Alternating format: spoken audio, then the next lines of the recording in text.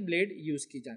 اب لوگ سوال کرتے رہے یہ کہ آپ نے بات کہہ دی کہ زیر ناف کے بال عورتیں بھی میٹل یوز کر سکتی ہے, وسترا یوز کر سکتی ہے, لوہا یوز کر سکتی ہے یا بلیڈ یوز کر سکتی ہے, کیسا ہو سکتا ہے؟ تو پہلے مجھے بتائیے آپ کے پاس کیا دلیل ہے نہیں کرنے کی؟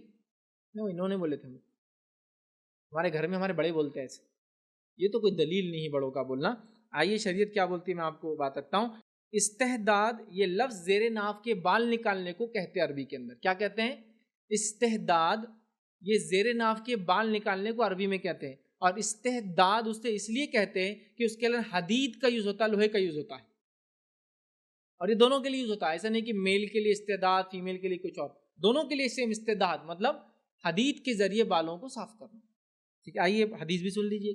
صحیح بخاری کی روایت ہے, نبی اکرم صلی اللہ علیہ وسلم کے زمانے کا واقعہ ہے. نبی اکرم صلی اللہ علیہ وسلم نے جابر رضی اللہ عنہ کو حکم دیا جب اپنے گھر کی طرف جا رہے تھے, اور یہ حدیث میں بیان کیا اور فرمایا کہا جب تو رات کے وقت آئے تو اپنی اہلیہ کے پاس نہ جا حتیٰ کہ وہ عورت جس کا خاوند اس سے دور ہو. مطلب صحابہ وغیرہ سفر کرتے تو مہینے 2 مہینے دور ہوتے, تو آپ فرما رہے گھر پر اطلاع بھیجنا چاہیے, ڈائریکٹ شوہر کو نہیں جانا چاہیے. اور کیا فرما رہے کہ جس کا شوہر رات کو گھر واپس آئے تو وہ اس کی اہلیہ کے پاس نہ جائے حتیٰ کہ وہ عورت جس کا خاوند اس سے دور ہوا تھا وہ لوہے کا استعمال کر لے. وہ لوہے کا استعمال کر لے یعنی زیر ناف کے بال نکال لے اور پراگندہ بال پھیلے ہوئے سر کے بالوں کو جما لے. اور اس کے لیے عربی کا لفظ دیکھیے کیا ہے, حتیٰ تستحدہ. یہ حدید سے لفظ آ رہا ہے کہ تستحدہ حدید کے ذریعے, مطلب اس طرح جو لوہے کا ہوتا ہے. جب تک کہ وہ عورت لوہے کا استعمال نہ کر لے, اس کا شوہر اس کے قریب نہ آئے. یہ کس چیز کی دلیل ہے کہ عورت لوہا استعمال نہیں کر سکتی؟ واضح حدیث ہے. پتہ نہیں لوگ واضح حدیث قرآن و سنت کے آنے کے بعد کیوں علم حاصل نہیں کر کے اپنے آپ کو دھول اور جہالت کی پرتوں کے نیچے پال کے رکھتے ہیں اور سنبھال کے رکھتے ہیں, اور بتانے کے بعد بھی نہیں ایسا تھوڑی ہوتا کسی کے ایک بولنے سے ہم جو کر رہے ہو کرتے رہیں گے. اور کیا یوز کرتی ہیں عورتیں جنرلی ہمارے سماج میں؟ کریمز.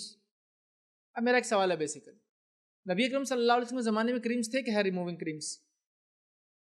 ثابت کر دیا کرتے تو پھر صحابیات کیسے کرتی ہوں گی؟ یہی تھا طریقہ, ریزر کا یوز. یہی تھا طریقہ ریزر کا یوز, کوئی دوسرا طریقہ ہی نہیں تھا ان کے پاس. ایک صحابی کا مشہور واقعہ ہے جن کو سولی پر چڑھا دیا گیا. جب ان کو سولی پر چڑھا گیا اور جس گھر کے اندر بند تھے تو انہوں نے اس گھر کی مالکن سے, عورت سے کہا کہ مجھے وسترا چاہیے استعمال کے لیے, اور اس نے اپنا وسترا دیا. پہلے زمانے میں وستروں کو بلیڈ نہیں آتی تھی, معلوم نا آپ کو, وہ لوہے کا ہوتا تھا اور اسی کو دھار لگاتے تھے. یہ تقریباً 1960-70 تک استعمال ہوتا رہا. وہ ایک ہی لوہے کا ٹکڑا اس کو دھار لگاتے تھے, سب کو یوز ہوتا تھا. بعد میں بیماریاں وغیرہ عام ہوئی تو گورنمنٹ نے اس پہ بین لگا دیا اور کہا کہ ہر کسی کے لیے ایک نئی بلیڈ. اب تو اتنے شیونگ بلیڈ وغیرہ آسانی سے آ چکے جس کی کوئی انتہا نہیں. تو اس زمانے میں تو یہ کریمز نہیں تھے, اسٹرپس نہیں تھے, کھینچ کے نکالنے کا طریقہ نہیں تھا.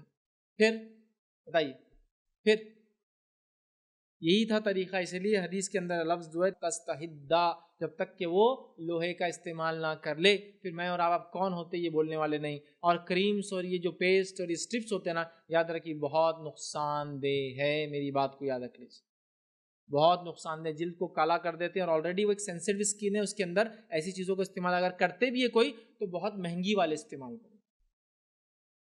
کریم سے بیٹر میں کہوں گا پھر سیزر کا یوز کریں. بہرحال جو بھی ہے, سیزر ہو سکتا ہے, اسٹرپس ہوتا ہے, کریم ہو سکتا ہے, لکوڈس کے ذریعے نکالا جا سکتا ہے, لیکن بیٹر کیا میں نے بتا دیا, لوہے کا استعمال, کیونکہ حدیث کے اندر ہے, ثابت ہے. میں سمجھتا ہوں مجھے اور ڈیٹیل میں جانے کی ضرورت نہیں. اور یہ مستحب اس لیے بھی ہے کہ جو لوہا ہوتا ہے نا, اس کی جو رگڑ ہوتی ہے, وہ رگڑ سے سب غلاظت گندگی وغیرہ گھس کر صاف ہو جاتی ہے. اسکن ایک طرح سے رینوویٹ ہو جاتی ہے, ریجوینیٹ ہو جاتی ہے, صاف پاک ہو جاتی ہے. رگڑ بیٹھنے سے صفائی ہو جاتی ہے مکمل, اور کرنا چاہیے. بہرحال چلیے آگے. السلام علیکم. آپ بھی ہمارے اس کام میں تعاون کریں اپنی زکوٰۃ اور صدقات کے ذریعے. ڈونیشن ڈیٹیل حاصل کرنے کے لیے ڈونیٹ اس پر کلک کریں. اگر آپ کو ہمارا ویڈیو پسند آئے تو اسے شیئر کریں اور ثواب کے حقدار بنیں. روزانہ ہمارے نئے ویڈیوز پانے کے لیے یوٹیوب چینل کو سبسکرائب کریں اور بیل آئیکن دبائیں. ہم سے دیگر سوشل میڈیا پر جڑنے کے لیے ویڈیو میں دیے گئے IDs کو سرچ کریں. جزاک اللہ. بسم اللہ الرحمن الرحیم. بسم اللہ الرحمن الرحیم. بسم اللہ الرحمن الرحیم. بسم اللہ الرحمن الرحیم.